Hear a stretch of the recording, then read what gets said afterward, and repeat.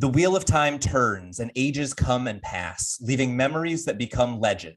Legend fades to myth, and even myth is long forgotten when the age that gave it birth comes again. Welcome to Through the Glass Columns, a Wheel of Time read-along podcast. Each week, we will be reading, discussing, and digesting a small selection from Robert Jordan's fantasy opus. This quest is led by Tylor, a true Wheel of Time warrior. I have all stories, ages that were and that will be. And I'll be joined by Greg, a complete novice to the Wheel of Time. The Wheel of Time and the wheel of a man's life turn alike without pity or mercy. Join us each week as we read the Wheel of Time in our own sweet time, traveling deeper and deeper through the glass columns. But what does that even mean? No. You don't get to find out yet.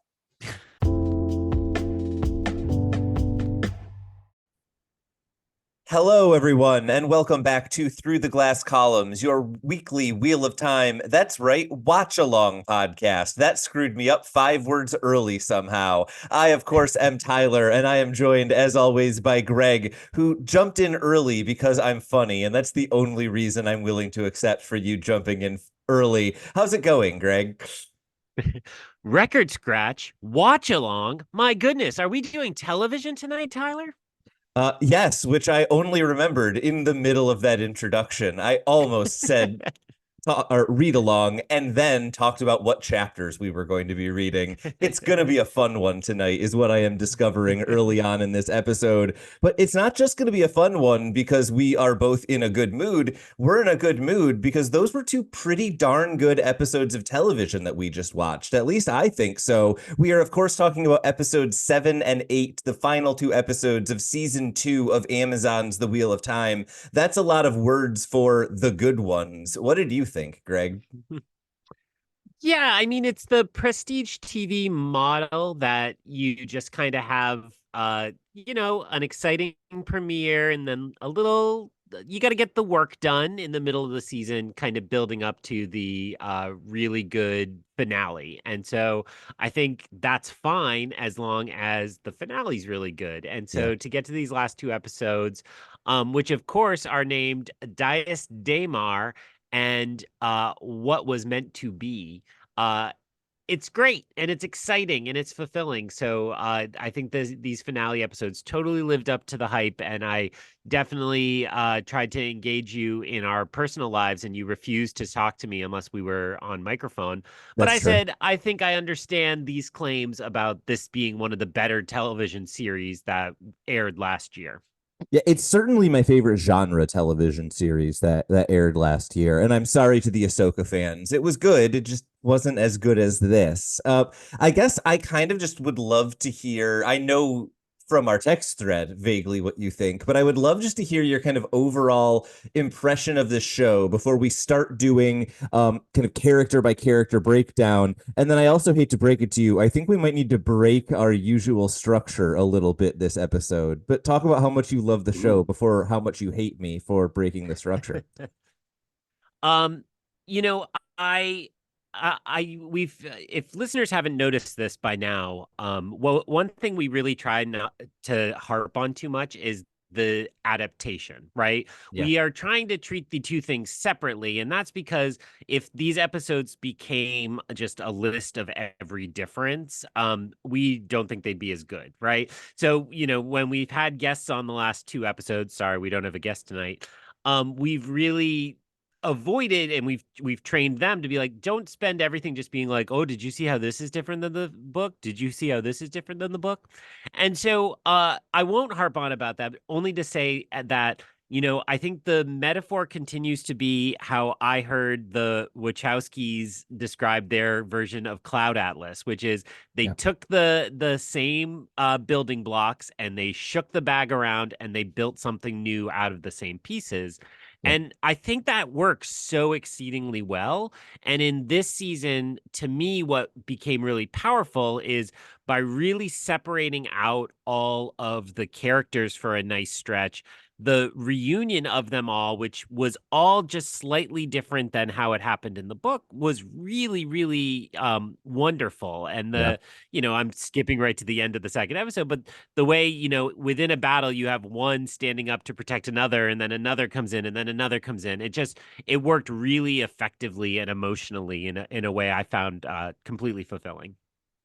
Yeah, I mean, I can't disagree with that in any way. Only to say we're not talking too much about kind of the act of adaptation, but I will say I think we have kind of talked in a previous season when we were talking about television about kind of the temptation to both just adapt it by putting what's on the page on the screen and change nothing, but then also kind of the opposite impulse sometimes of, needing to move things for television's sake. And I think what I was really impressed by with this season of TV is how many times there were things that I assumed would be cut for television that instead were adapted in really creative ways. And the finale did just an excellent job of that. Just like 4 or 5 different times where I'm like, oh, that is not how I expected that to go, but it fits. And I think that's kind of the magic trick that I've been really impressed with on this season. If the first season made me think they had to change all of those things, the second season made me excited that they changed all of those things.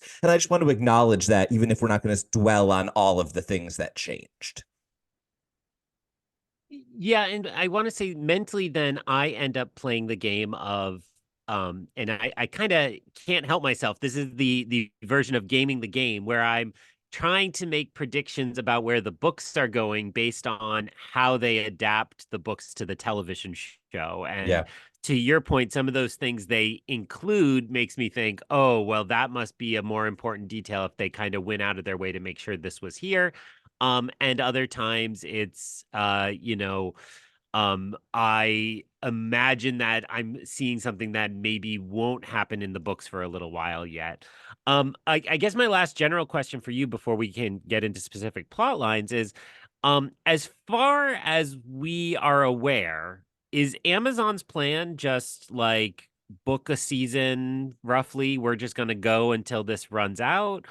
It The seems like it's so long a series, you might want to say like, well, we're going to plan for 10 years and we're going to jumble it all to get the whole story into 10 years at the most or something like that. the number that I had heard, and this was like early days, this was when season one had just come out and you were getting like the early like press junket interviews. The number I had heard was 8 seasons. And so if that's the case, the way that kind of the internet had framed it was like, okay, that kind of feels like the first book needs its own season and then kind of two books per season after. And honestly, to look at season 2 of the television show as an adaptation of book 2 and book 3 isn't that far off. I don't want to spoil any plot details about books that people who are listening to this may not have read, but book 3 is primarily like a road book, right? They spend a lot of it traveling from place to place. And honestly, this season has adapted a lot of the things they do on the road. And so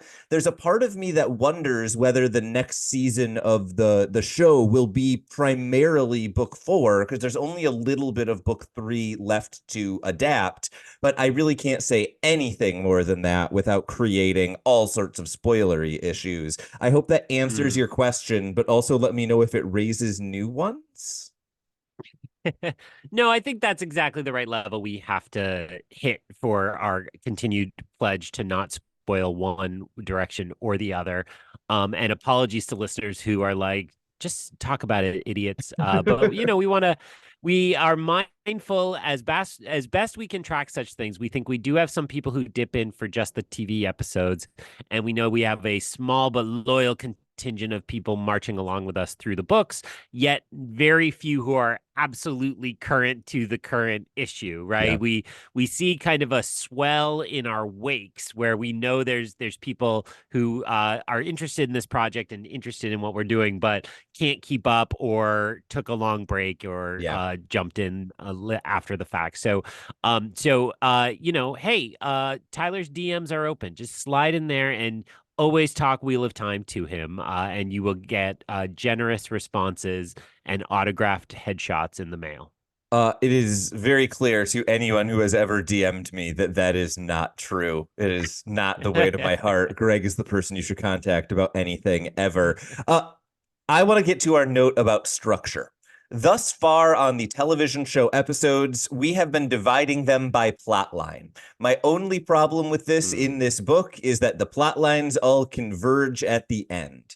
To some degree, what I am going to suggest is oh, I thought I had a good movie for this, but then I just thought of the counterexample that made mine not work at all. What I want is the movie that you see one person's plot line until you get to when they meet the next person, and then it blacks out and you flash back to the next one. Like every sitcom has an episode that looks like this. Yeah. So what I am kind of suggesting is we kind of try to work our way forward as much as possible. But while we can talk a little bit about the ending of the characters, I think at the end we will kind of have a and where did they end up moment. Does that make a reasonable amount of sense to you?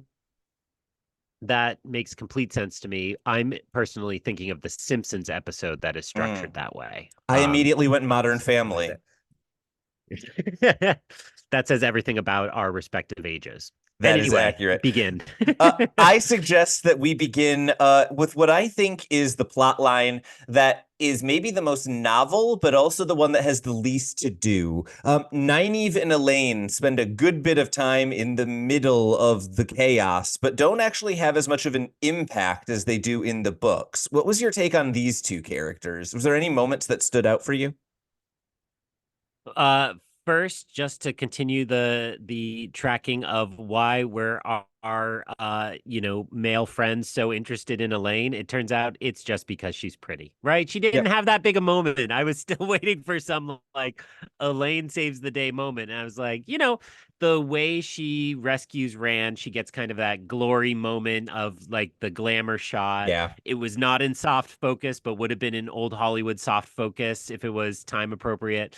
And it's like, okay, like, yep, she's very pretty and it's deserved and the admiration, but I was still not that interested in her. The dynamic I did really like was Nynaeve's let's call it a lack of confidence in her channeling ability and the way they played off each other a little bit. That was really cool. So was the capture of the Shan and the disguise, and like Nynaeve looked totally, I can't remember if we can say badass on a non-explicit podcast, but she looked really awesome. Excuse me, we're not talking about how attractive the actresses are, Tyler. Come on, come on. Hey, that was easy. That was way too easy. Yes, all of that really worked for me, and I agree it was a little too bad they didn't get to do the full like Han and Chewie walking into the prison block in A New Hope, but it still worked pretty well. How'd you feel about it? Number one, I really loved the moment that you're describing with Nynaeve and kind of the full getup. And there's actually a really lovely moment where Elaine kind of reassures her she looks good, it's going to work. And then she leans in and messes up her makeup just a little bit in a way that makes it so much more convincing. And that was just, I thought, a great moment, both for Elaine, the disguise maker, and Nynaeve, the kind of like nervous person in a way we hadn't seen before.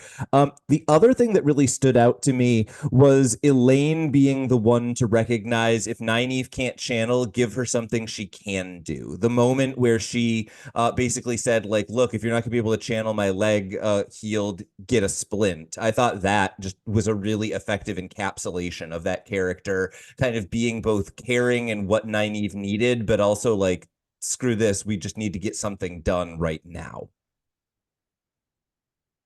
Yeah, and that to me represents the spirit of kind of how those characters and I'd lump Egwene into that group too, have been acting in the books, right? That it felt natural to them that there's kind of a little bit of squabbling, a little bit of push-pull, but there's a real practicality at the base of it, which is like at a certain time, we just have to get our piece of this puzzle taken care of. So we need to just do it. And it generally works well. And that's, again, the kind of adaptation I like, where you get the characters right. I don't necessarily care what their exact actions are, as long as you got the spirit of them correct and honored it. Yeah, I guess to some degree we've already done this with a lot of the characters from the first season, but this might also be a good opportunity to just check in on the new characters. You touched on this a little bit earlier, but how are you feeling kind of overall full season with Elaine? Are you liking her more on the show? Do you feel like they're different characters or similar? I'm curious your thoughts on kind of that translation, or at least how you like the character on the television show with now one season under the belt. I feel like I didn't get to know Elaine, the television character, well enough, and Yeah. I don't think I would have felt very different at the end of book two. To me, the parts of Elaine that have been more striking came out in books three and four now. Yeah. I'm enjoying her more and more as the books go on, and yet I don't see that kind of depth and those character. I'm trying to be so good about Yeah, spoilers, it's but I hard. don't see the my favorite qualities about Elaine coming out quite yet. But I also don't see anything that contradicts them. So, Yeah. she's on the back burner. She got introduced. The actress seems great. And I look forward to seeing her kind of become her full self. Um, on the same token, like I think I've grown more attached to Nynaeve in the show than I Okay. would say I was by the end of book two. Book two covers it. I was gonna say book two in the books. But I think part of that again goes back to what I said in like our first ever television episode, which I was picturing her too old, and now Mhm. certainly when we read, I'm really thinking of this actress and kind of have her correctly placed mentally. So I'm liking her a lot. Yeah, and I think to some degree, I agree with that. I think Elaine has been really well adapted, but hasn't been given enough necessarily to, she kind of gets an incomplete to some degree. Nynaeve is just an incredible television character. I give all of the credit Yeah. in the world. The next section that I kind of have in our outline is a bunch of characters that either could have been ignored and just wrapped into other characters, kind of plots, but I wanted to make sure they get a specific call out and an opportunity for us to discuss them if there's anything that you wanted to specifically say. So the first that I wanted to do, let's just run through a few of these really quickly and just get collective thoughts. So Lanfear, Varen, Siwan, the powerful women who each get like a couple of good scenes but don't really have through lines in the episodes. I'm curious if there were any standout moments for any of those characters for you. Anything that you wanted to say there? I Of those three, I think I found Suon the most compelling in this season of Yeah. television, and particularly these episodes. The start of episode seven, where you get the flashback to Hmm. younger Moraine and Suon, 20 years younger, although not appearing necessarily 20 Yep. years younger, which worked quite well. I thought that scene and then the bookend of the confrontation at the Waygate, really powerful, good stuff. Yeah. And I still kind of chuckle and roll my eyes when Suan makes a fish reference, and she did get a couple into that series Yeah. of scenes. But the way in which they've played that dynamic up, I feel has really enriched that set of plot lines and dynamics. And Yeah. I think this is fair game to say it was very surprising to me that essentially we got a transplant of the opening of book two to part seven, which is pretty close to the end of Yeah. season two, where the kind of confrontation between Rand and Suan, like I had no idea we were going back to grab that bit, right? It's like, oh, Yeah. I just kind of written that all off. If I had a criticism, it definitely didn't register to me that they were in Carhane. I thought they were in the White Tower, and that's, I'm sure, my fault more than anything. But it took me a minute. I think one of the Mm. characters eventually said it, and I was like, oh, she came to there, and that kind of Yeah. makes a little bit more sense. But that didn't really register for me at first. But I'm really glad they went and picked up those scenes, even though the best part to me was kind of Moraine and Suan walking through the catalog of things they've hid from each other. Yeah, I 100% agree with that. I think that last scene at the Waygate was absolutely incredible. I was not ready for an emotional gut punch in a section where the book is like, yeah, we're just going to go to places. It's fine. That was just an incredibly acted scene all around. I think you're right. The other moment that you kind of referenced in your discussion, but didn't really give much focus on, is I really loved the sequence with Rand and Suan. I thought that in the I don't want to mention the book again. We've spent too much time talking about it. I think that In the Suan, episode, we said we don't talk about that's adaptation. We're leaning not into it even a more little and bit. more. So Exactly. I hope there are a lot of people chuckling at us. I just love the fact that Suwon is so good at getting Rand to draw the conclusions himself. I was watching Mm. that scene trying to think like, what is Suwon trying to do? And the answer is almost in every case, get him to feel an emotion and then use that emotion to get him to react the way she wants to something. And it's clear she's still in that scene kind of playing by Moiraine's playbook. She's guiding him towards getting more guidance and learning from Logain and, to push him to do and grow more. And so the distinction between that scene where she felt so in line with Moiraine and then so soon after to have it collapse at the end of the episode, I thought that was just a really effective kind of twist. I didn't see it coming that quickly, even if I knew it could eventually happen. Yeah, and the moment that stood out to me in those was the real and I think this did happen by twisting the time a little bit, where she's like, you've known for 6 months and Yeah. I can, completely shut you down. I thought that was really powerful, right? That was Mhm. so dismissive and such a condemnation of the fact that Rand and Moraine haven't been working every minute of every day on the most important thing for all of these characters. Yeah. And I think it is really fun to see Rand kind of on the rise and getting he's not full of himself yet, but he's starting to feel his clout a little bit. Yeah. And then the fact that it's like, and you're still nothing, Mhm. was pretty well done and pretty nicely positioning of him. Yeah, absolutely.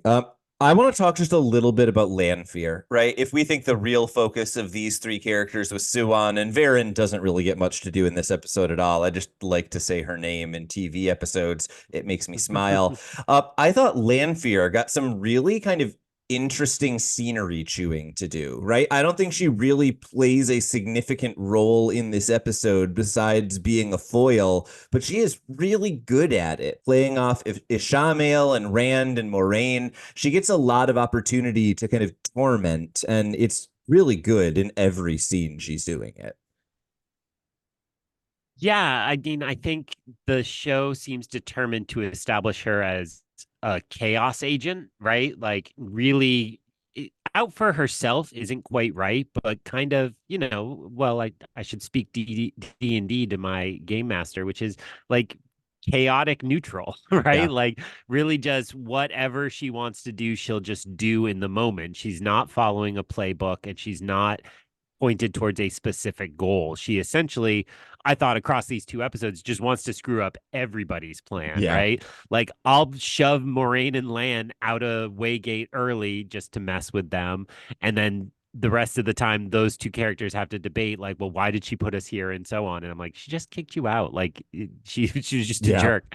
And the same with Ishamael, where he's like, it's not ready. I wasn't gonna do it. She's like, I don't care. Like, it's time, right? Yeah. Like you would have waited forever. So in all that, I thought she I mean, you said it right. She got to chew the scenery a little, and certainly a really evocative character. I'm interested to see if her role stays a bit more prominent than perhaps it did in the next chunk of books. Yeah. So we'll have to see.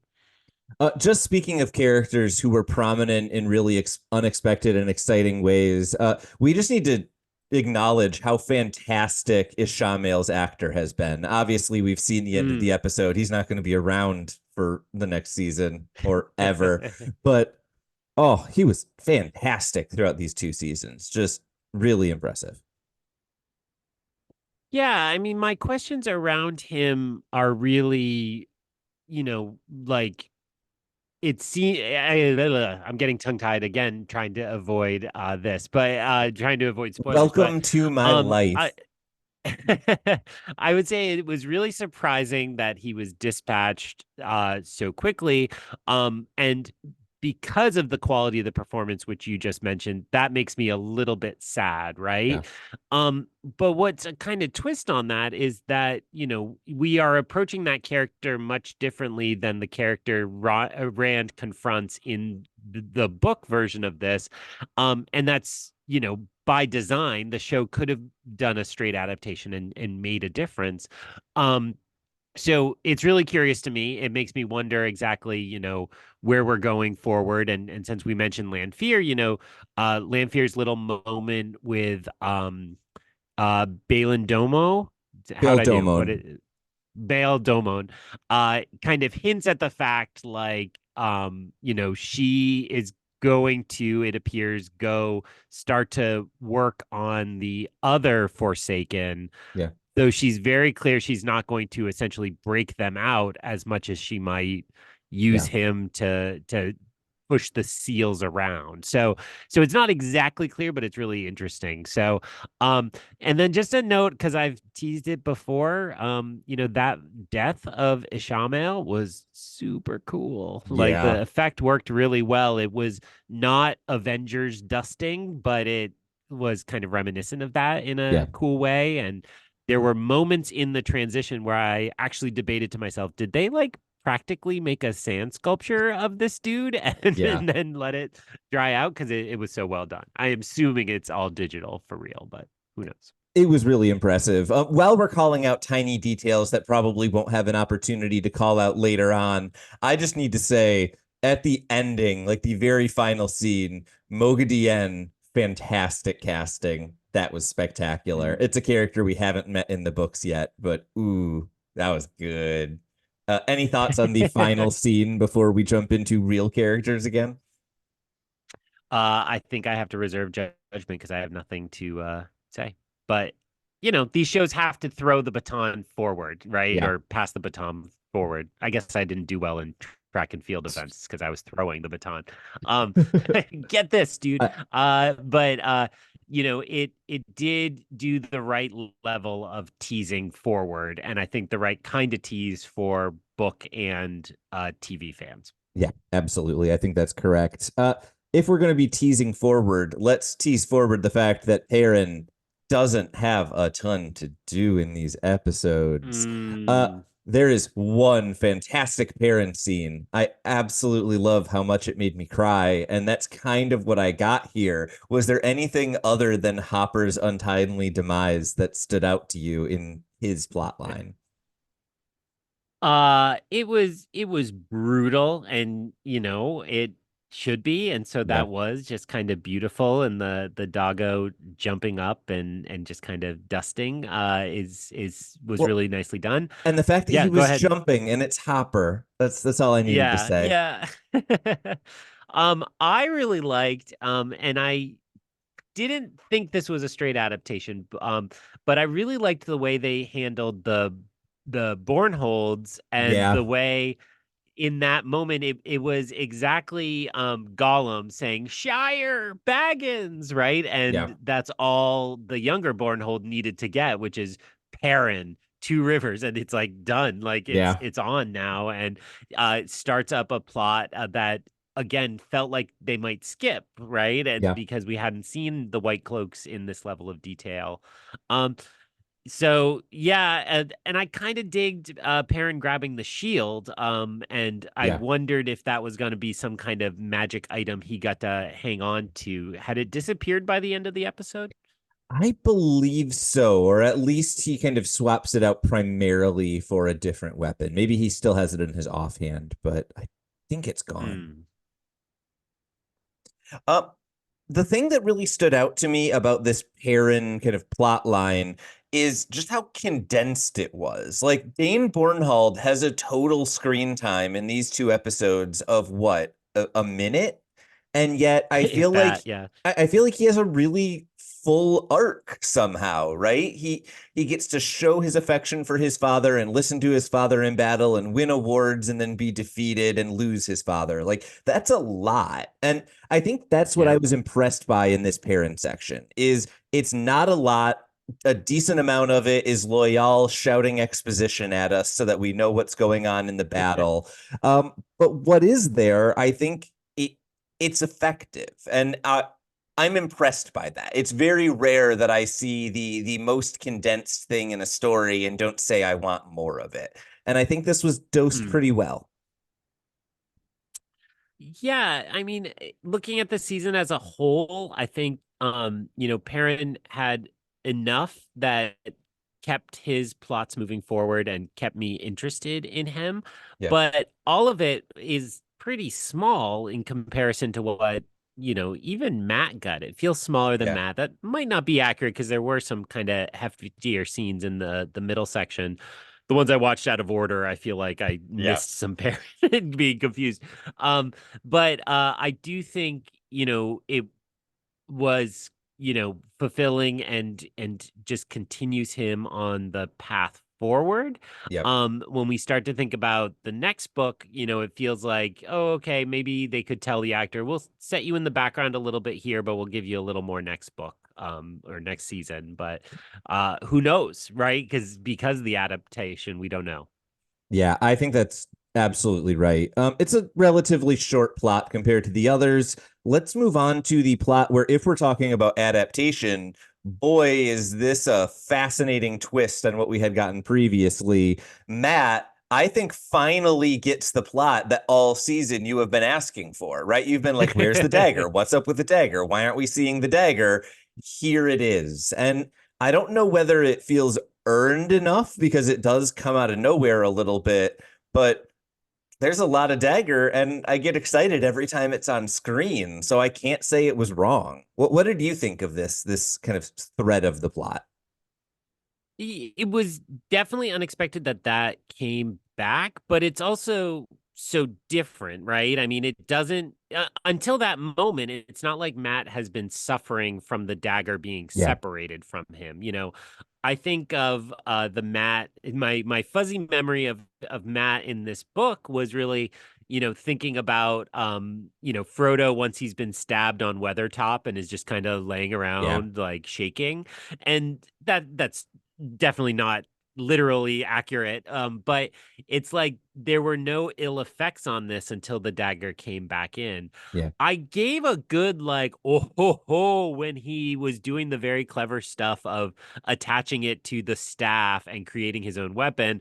Mm. And then a second, even deeper oh ho ho ho when he then was like, I can open the horn of Valir, Yeah. which was really fun and was a nice way to kind of take some disparate pieces and weave that all back together to get to him blowing the horn, which there were times this season I wasn't sure that was going to end Yeah. up being what they showed us. So it was cool that it did end up being Matt blowing the horn.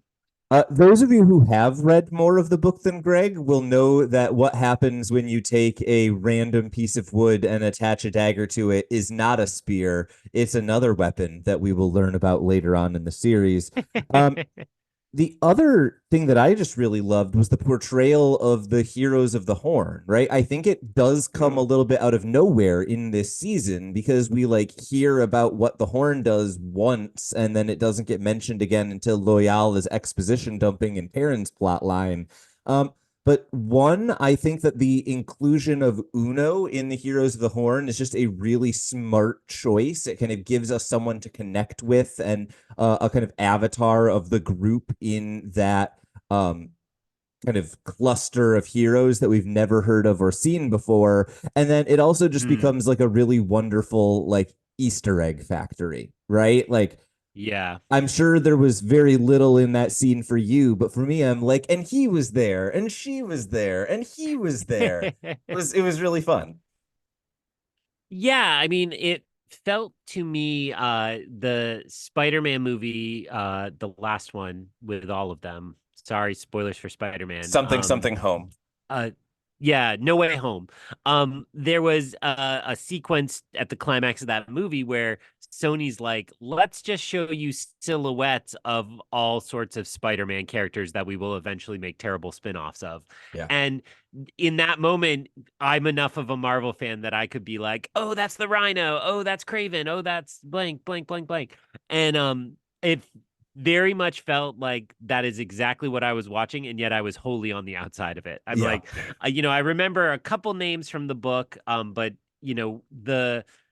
the way they presented and had really impressive, intricate costumes, which just sidebar, shout out to every costume in Oh this my show. God, This show yes. looks so expensive and wonderful because of the fantastic costuming.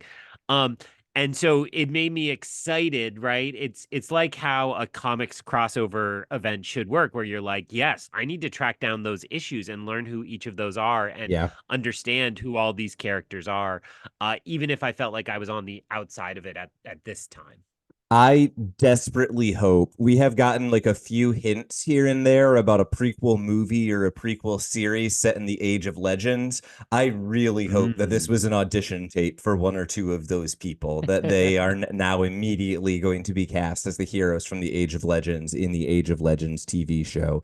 Make it happen. I will pay so much money. Shut up and take my money is really the moral of this story, which honestly is pretty fitting for Matt. I don't have too much Well, else let to, me oh, interrupt please. there.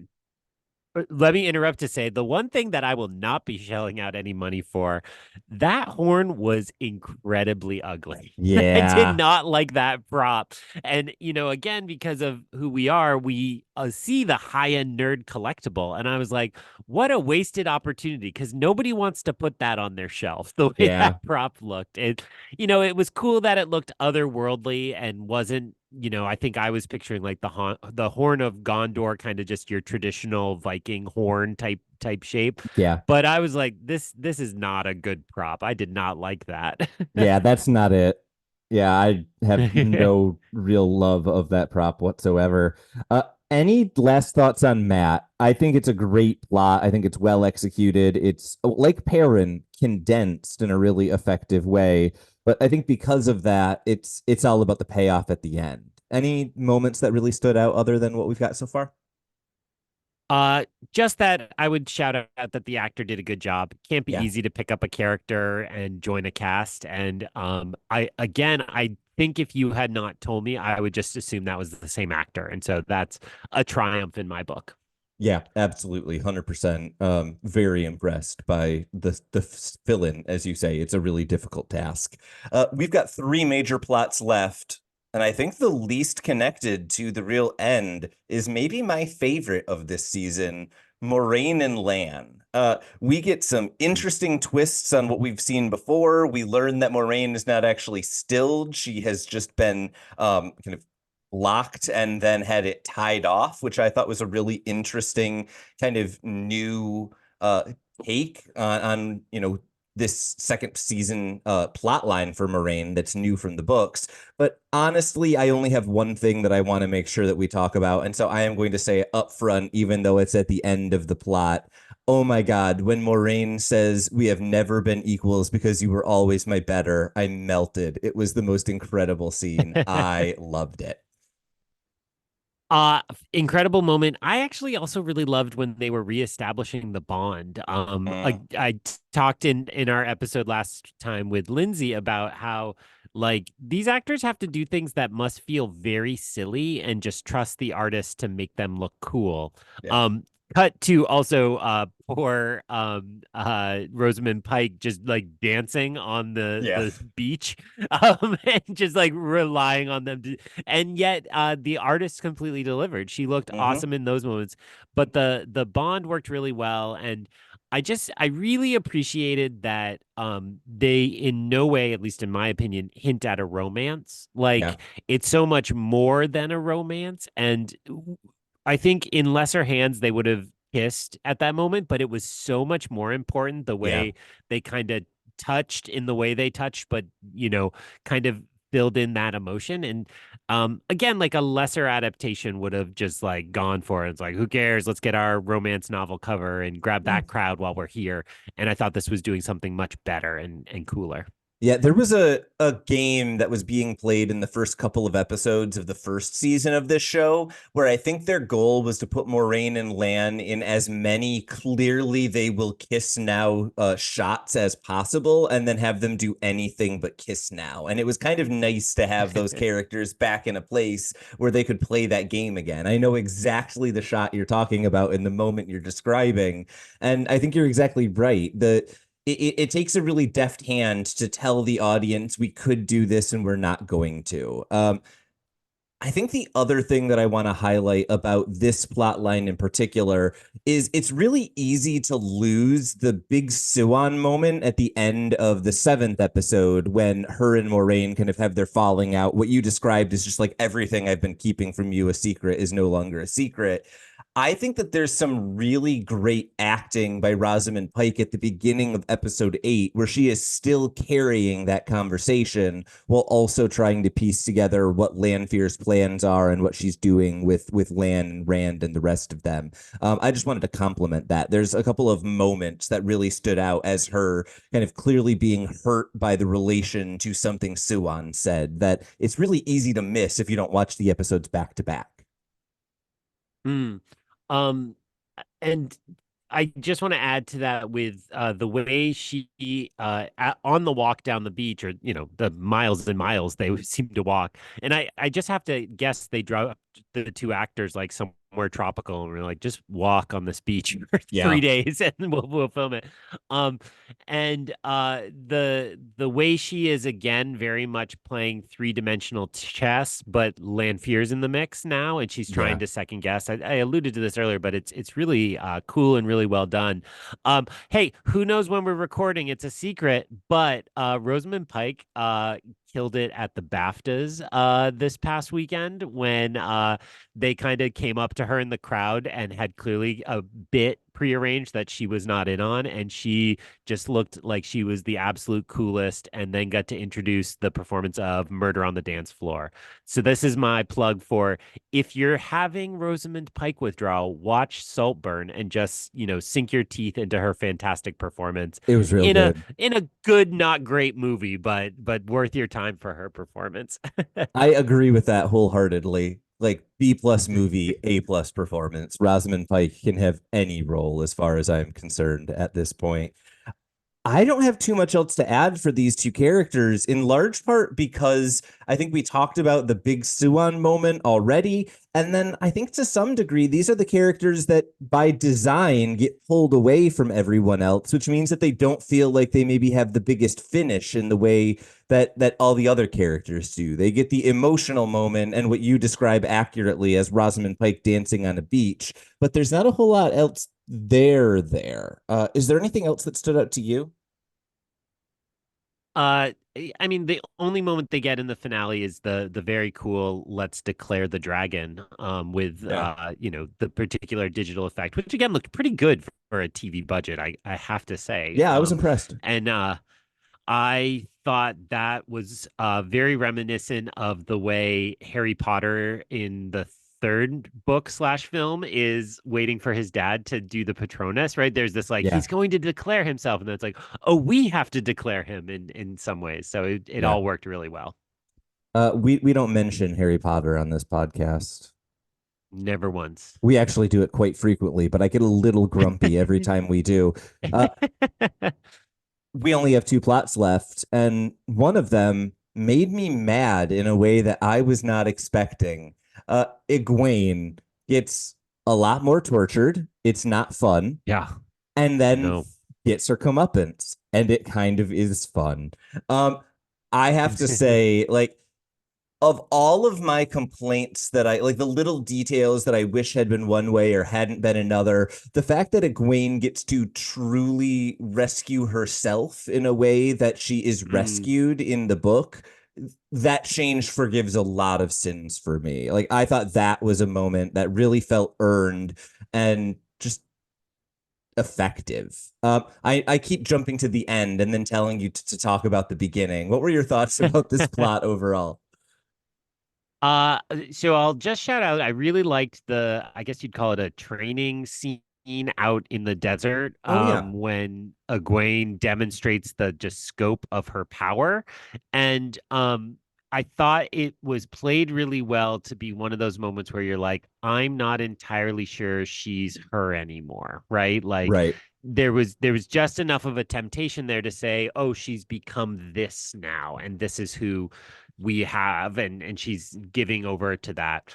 Yeah, I also just want to say, amongst all the torture and brutality, finally seeing Egwene standing there with the mouthpiece. I don't even know that is part of the Adam, but it felt like brutal, and it yeah, was really interesting to me as a bit of design because it had the appearance of seeing, an actor or actress portray real life slavery, but it's like, oh, it's not a shackle in the same sense. It's not, right. right. It's just it was a way to instantly show that she's submissive and just like make your skin crawl and your fist clench. And Yeah, I don't often think well, I was just slagging the horn. So I don't think props get and costumes get quite enough credit sometimes. yeah, So I really liked that bit of design.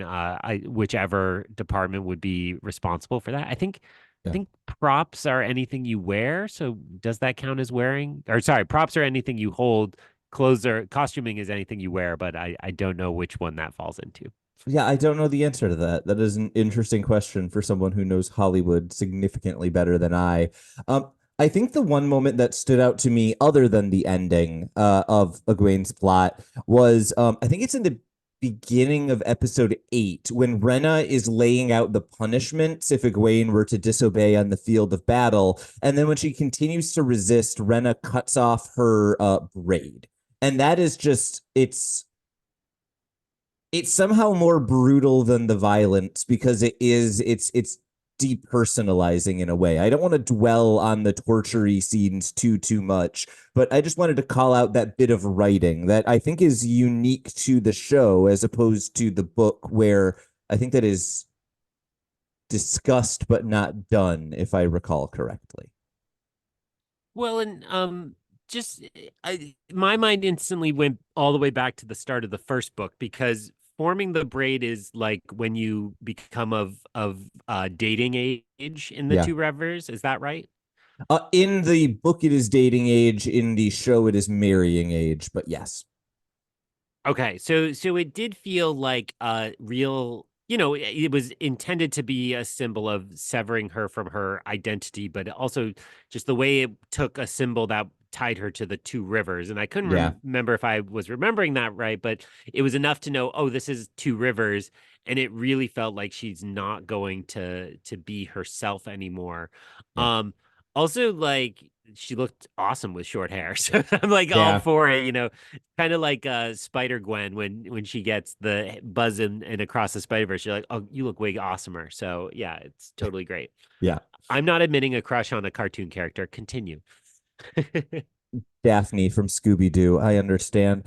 Um, I think the then to some degree we just have to get to the ending, which is fantastic. It is Egwene kind of getting to stand up to the person who's been torturing her, which is exactly what we want to see. It's empowering. And then I have to admit, Rena dies, and the book reader in me goes, oh, that's not how it happened. And I know that shouldn't be the reaction that I have, but like that character's not done. I I want to see Mm. the rest of it.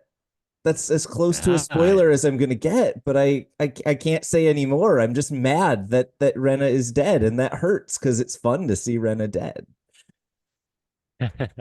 And I think it's really interesting because as I would interpret the book kind of ends the Sean Chan plot for the moment, but it is very, very clear that it is not done. Whereas the television show feels like this is done, Right. right? And Yeah. it doesn't mean it is done, but it just felt more final when you see all the ships sinking, when you see that everything has been destroyed. And Yeah. oh, we haven't even talked about Rand's just like absolutely brutal takedown of the whole kind of cadre Oh, yeah.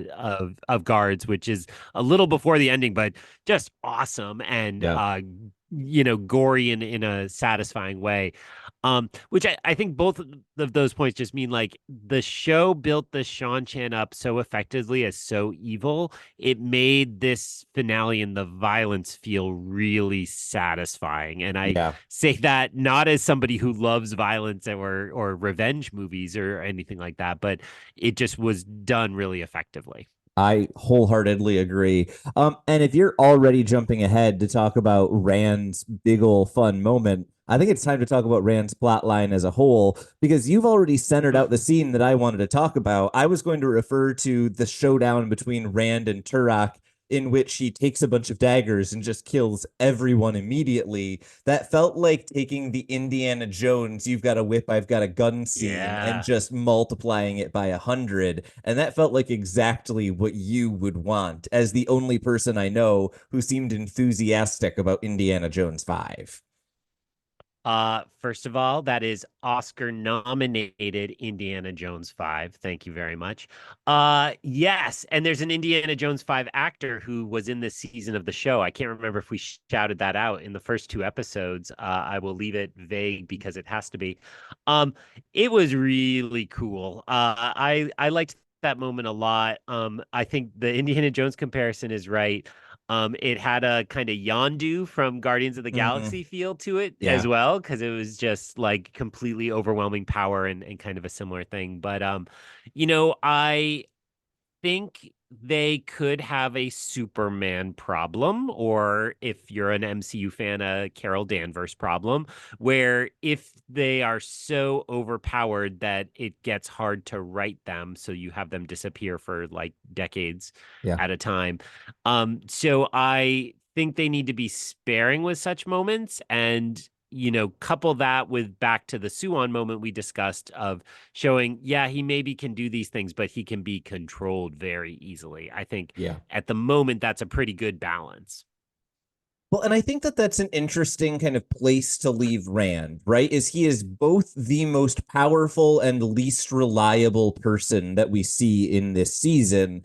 And that's a really compelling place for a character to be, right? You're describing the Superman problem as like a character that is so powerful that, like, what's kind of the point of the story? We know they are definitely going to succeed. I think that Rand solves that problem by being Rand. Like, I don't trust that boy no matter how much power he has. And I think that that really comes through at a few points in this episode where I don't know whether I am sold on the actor who is playing Rand as being like a great actor, but I am totally sold on his ability to play completely overwhelmed, because he does it very well in this episode. Yeah. And I want to think about him in the arc of the season, and I really wasn't interested in like the first half, right? Like, and maybe this, uh, I don't know if that's his fault, if it's I just didn't click with Land Fear. Did I watch those episodes in the wrong order, which Right. continues to be a problem? Um, but it really didn't click with me, and I didn't care. And I know that fits with your feelings of Rand quite frequently. Mm-hmm. So I do think I got just enough of a dose of this is a really important, fun character at the end here, where I'm satisfied for the season, and I'm Yeah. curious to see where they go in the next season. Yeah, I completely agree with you. To some degree, I think the problem we're having with Rand is we already talked about a bunch of his scenes for other characters. And so what we're left with is Rand rampaging through the entirety of the Shan Chan army and obliterating it for the most part.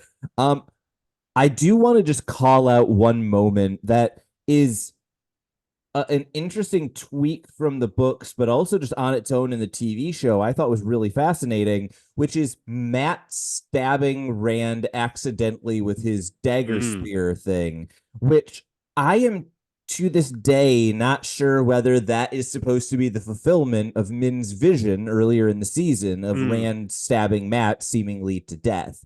I'm curious both what were your thoughts on the way that this played out on screen, and also do you think that was what Min foresaw, or do we still have more Matt on Rand violence yet to come? Definitely in the moment was like, there's the prophecy. I appreciate that you're saying it's more open than that, but just to be honest, Yeah. when I watched it, I was like, okay, so then that's fulfilled. We don't have to worry about that. And the way TV show structure works, it seems like you're more likely to get a season finale tease than you are a 3 seasons from now tease. Now they could still build it in and it could be a surprise and it could be very cool. But that seems like one of those things where, like, if that's true, like 20 episodes from now, they'll be like a previously on and they'll throw in Min's prophecy and you'll know Yeah. exactly what's about to happen Yeah. because it hasn't been brought up since then.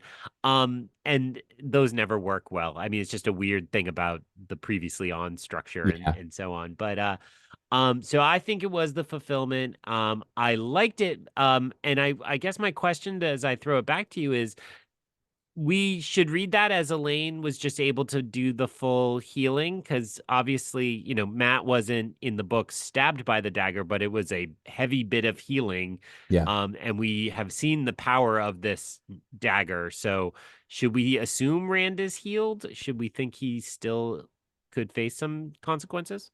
I would probably think about it in the same way that I thought about Matt in the first season, right? In season one, we see Matt under the influence of the dagger. And then we also see creatures that are stabbed by the dagger and seem to almost like succumb to being influenced by the dagger immediately. So I think my read is probably somewhere along the lines of Elaine has removed the immediate danger, but I wouldn't be confident that we are completely out of the woods, right? Like, I'm not worried about Rand dying from this wound, but I would be worried about him acting like season one Matt about this wound, if that makes Hmm. sense. She did bind a wounds, but has not healed him. Yes. Yes, that's my DM's approval, everybody. Just Tyler, drop in some thunderous applause right here and like a little bit of cheering Yep. and then like some chanting of like, for he's a jolly good fellow, for he's a jolly good. All right, and now continue.